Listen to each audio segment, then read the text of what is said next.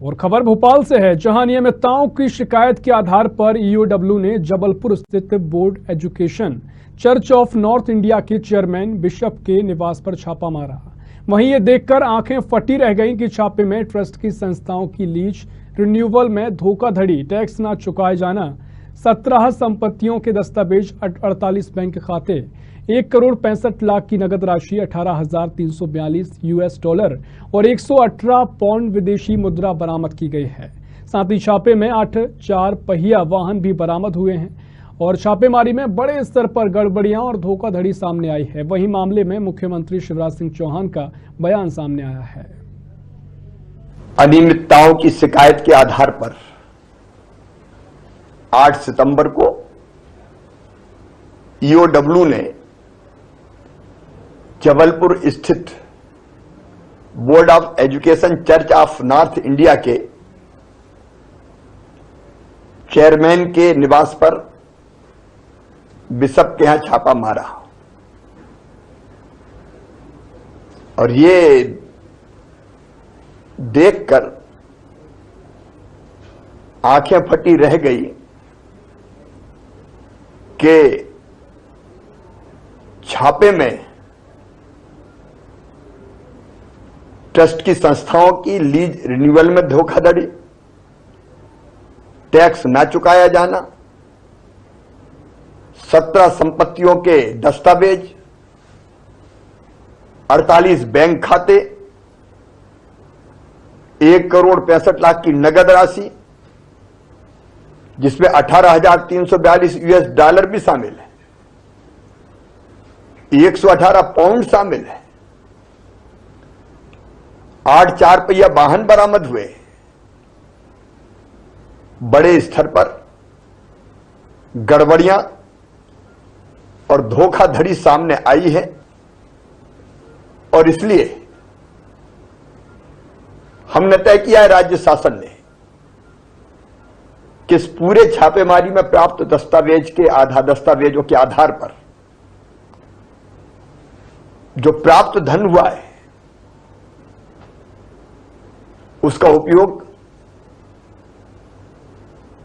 कहीं गैरकानूनी कामों में तो नहीं किया जा रहा। धर्मांतरण और अन्य गैरकानूनी काम